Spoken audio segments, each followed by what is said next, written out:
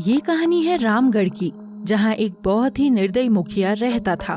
उसके मन में लोगों के लिए जरा सी भी दया नहीं होती थी और वो लोगों से जबरदस्ती मजदूरी कराता था और पैसे भी नहीं देता था।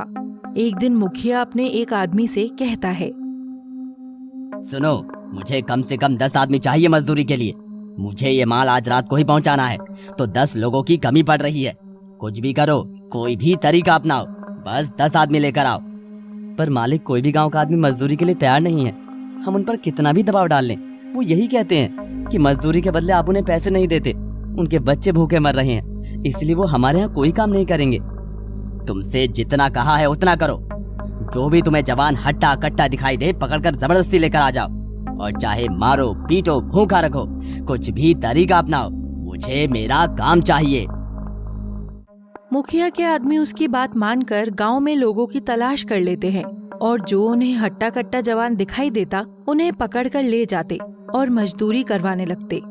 उनमें से एक 18 साल का लड़का बिरजू, जो मुखिया के बारे में कुछ नहीं जानता था, वो मजदूरी के लिए खुद ही आ जाता है। उसे लगता है कि मजदूरी करूंगा तो माँ के लिए दवाई लेकर आ जाऊंगा। वो मुखिया के आदमी से कहता है, भाई, मुझे पैसों की बहुत जरूरत है। मेरी माँ की तबीयत बहुत खराब है। तुम जितना कहोगे मैं उतना काम कर लूंगा। बस मुझे शाम को पैसे दिला देना। मुझे अपनी माँ के लिए दवाई लेकर जानी है। हाँ हाँ, चल ठीक है, पहले तू चल तो सही, जाकर काम तो कर। जब काम कर लेगा तो तुझे तेरी मजदूरी के पैसे मिल जाएंगे। बिरजू मुखिया के आदमियों के साथ आ जाता है। बहुत से लोग उन्होंने पकड़े हुए थे, उन्हें रस्सी से बांध रखा था। बिरजू को कुछ समझ नहीं आता कि आखिर इन्हें इस हालत में क्यों पकड़ा हुआ है। फिर वो मुखिया के आदमी से पूछता है, भाई, तुम लोगों ने इन्हें रस्सी से क्यों बांधा हुआ है? ये भी तो मजदूरी के लिए जा रहे हैं, फिर इनसे इस तरह का बर्ताव क्यों कर रहे हो? अगर इन्हें मजदूरी नहीं करनी तो छोड़ दो, किसी और को देखो जो मेरी तरह मजबूर हो और मजदूरी करना चाहता हो। तो सिर्फ अपने काम से काम रख, बाकी लोगों से तेरा कोई मतलब नहीं है। और फालतू की बात मत कर, अपना काम कर बस। मुंह चलाने के पैसे नहीं मिलेंगे, हाथ चलाने के पैसे मिलेंगे, समझा? बिरजू को कुछ समझ नहीं आता और वो उन लोगों के साथ आ जाता है और मजदूरी करने लगता है। वो देखता है कि मुखिया के आदमी लोगों को बुरी तरह से मार रहे थे, उन पर अत्याचार कर रहे थे। बिरजू से ये सब देखा नहीं गया और वो मुखिया के लोगों को जोर जोर से मारने लगता है और सबको मार गिराता है। सब लोग ये देखकर हैरान थे कि बिरजू में 100 लोगों की ताकत कैसे आ गई। आखिर एक आदमी इतने लोगों को कैसे मार गिरा सकता है, और मुखिया भी ये देखकर हैरान था। फिर बिरजू मुखिया से कहता है, मैंने अपनी मजदूरी कर दी है, मुझे मेरे पैसे चाहिए। और अगर आज के बाद आपने लोगों के ऊपर ऐसे अत्याचार किया तो मुझसे बुरा कोई नहीं होगा। मैं आप लोगों को छोड़ूंगा नहीं। मुखिया उस टाइम बहुत डर जाता है और उसे पैसे दे देता है। फिर सब लोग पूरे गांव में बात फैला देते हैं। सुनो सुनो भाइयों, बिरजू ने मुखिया के आदमी को मार गिराया और मुखिया को भी सबक सिखा दिया। लोग बिरजू की तारीफ करने लगे। उड़ते उड़ते खबर बिरजू की माँ के पास भी आती है, तो बिरजू की माँ बिरजू से पूछती है, बेटा सच सच बता, जो गांव के लोग बातें कर रहे हैं, क्या ये बात सच है? तूने सच में मुखिया के लोगों को मार गिराया है? तुझ में तो इतनी ताकत नहीं है, मैं ये बात अच्छे से जानती हूँ। मुझे सच सच बता, आखिर तुझ में ये ताकत आई कहाँ से? मेरा बेटा तो बहुत कमजोर और डरा हुआ रहता था, फिर इतना बहादुर कैसे हो गया? कुछ तो बात है, बेटा बता मुझे। माँ, मैं खुद सोच रहा था कि आपको सब कुछ बता दूं। दरअसल उस दिन जब आपने मुझे खाना लेकर खेतों पर आने को कहा था, तो मैं आपका खाना लेकर खेतों पर आ रहा था।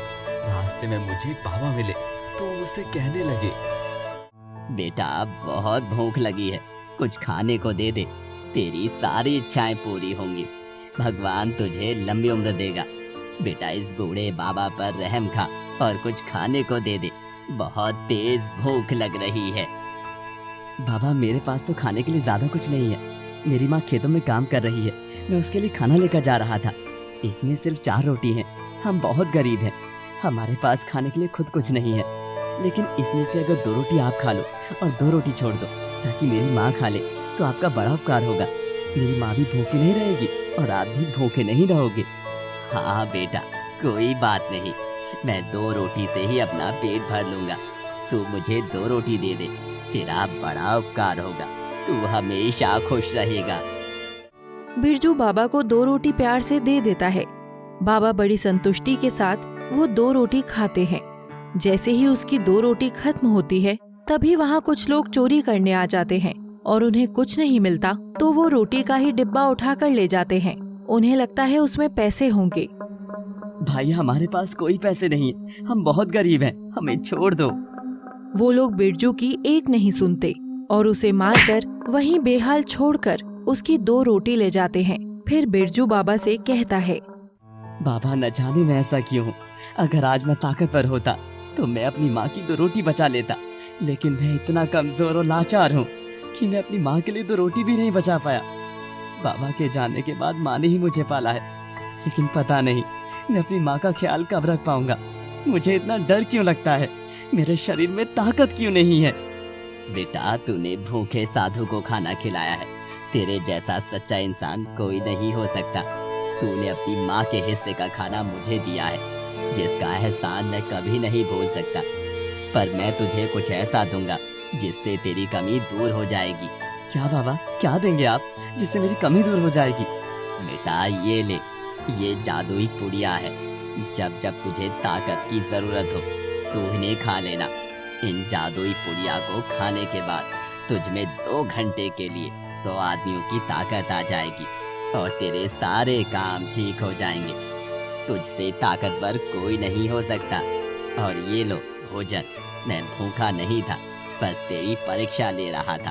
अपनी माँ को ये स्वादिष्ट भोजन मेरी तरफ से जरूर खिलाना, वो प्रसन्न हो जाएगी। बाबा वहाँ से चले जाते हैं।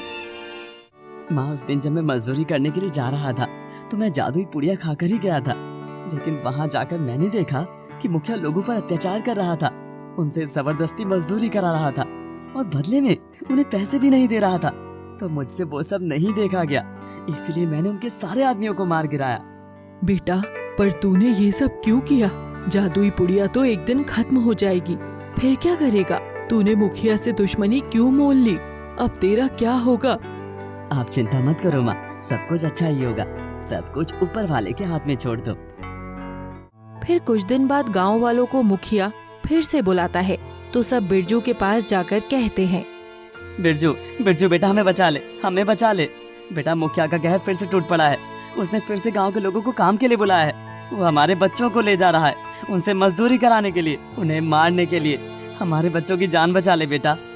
गांव वालों की बात सुनकर बिरजू की माँ कहती है, जा बेटा बिरजू, गांव वालों की मदद कर। बाबा ने तुझे वो जादुई पुड़िया इसीलिए ही दी है कि तू गांव वालों की मदद कर सके। जा, मैं तेरे साथ हूँ। माँ, मेरे पास ये आखिरी जादुई पुड़िया बची है, अब उसके बाद कोई जादुई पुड़िया नहीं होगी मेरे पास। कोई बात नहीं बेटा, आगे की आगे देखेंगे, पहले जाकर तू गांव वालों की मदद कर। बिरजू जादुई पुड़िया खाकर फिर मुखिया के पास जाता है और जाकर गांव वालों की मदद करता है। वो मुखिया के सब लोगों को घायल कर देता है और फिर मुखिया को भी बहुत मारता है। मुखिया जैसे जैसे लोगों से काम कराता था, वैसे वैसे ही बिरजू ने मुखिया से काम कराया और उससे कहा, सुधर जा मुखिया, अब तो सुधर जा। आज तुझे पता चल गया होगा कि जिस तरह से तू गांव वालों से काम करा रहा है, आज वही काम तूने किया है, तो तुझे उनका दर्द महसूस हुआ होगा। और तू तो उन्हें बदले में पैसे भी नहीं देता, कम से कम काम करवाता है तो पैसे तो दिया कर। आज तो तुझे पता चल जाना चाहिए कि मेहनत करना क्या होता है। अगर तुझे अभी तक सबक नहीं मिला तो तू कभी भी नहीं सुधर पाएगा। मुखिया को उसका सबक मिल जाता है और वो सब गांव वालों को रिहा कर देता है। फिर बिरजू घर जाकर अपनी माँ से कहता है, माँ, जो जादुई पुड़िया मुझे बाबा ने दी थी आज वो खत्म हो गई। अब मेरे पास कोई ताकत नहीं बची है, मेरी सारी ताकत खत्म हो गई है। अब अगर अब भी मुखिया नहीं सुधरा तो गांव वालों की मदद कैसे करूँगा? ये सारी बातें मुखिया सुन लेता है और वो बिरजू से कहता है, बिरजू बेटा, तुझे किसी जादुई पुड़िया की कोई जरूरत नहीं है। तेरी वजह से आज मुझे सबक मिल गया। आज जब मैंने वही काम खुद से करा तो मुझे पता चला कि मैं लोगों पर कितना अत्याचार कर रहा था और जिसके बदले मैं उन्हें पैसे भी नहीं दे रहा था। भले ही तेरी शक्ति किसी जादुई पुड़िया के कारण हो, पर तूने आज मुझे एहसास करा दिया कि मैं कितनी बड़ी गलती कर रहा था। तो चिंता मत कर, आज के बाद मैं गांव वालों पर कोई अत्याचार नहीं करूंगा। उनसे अगर मैं मजदूरी का काम भी करवाऊंगा तो उन्हें सही पैसे दूंगा। उनकी मेहनताना उन्हें जरूर मिलेगी। फिर मुखिया इतना कहकर वहाँ से चला जाता है। उसके बाद मुखिया ऐसा ही करने लगा। वो लोगों को उनकी मजदूरी के पैसे देने लगा। बिरजू में भी एक अजीब सी ताकत रहने लगी। अब उसका डर खत्म हो गया था। अगर कोई गलत काम करता तो बिरजू उन्हें सबक सिखाने से पीछे नहीं हटता। भले ही उसके पास अब कोई जादुई पुड़िया की ताकत ना हो, लेकिन उसमें हिम्मत जरूर आ गई थी जो उसे लोगों से लड़ने के लिए ताकत देती थी।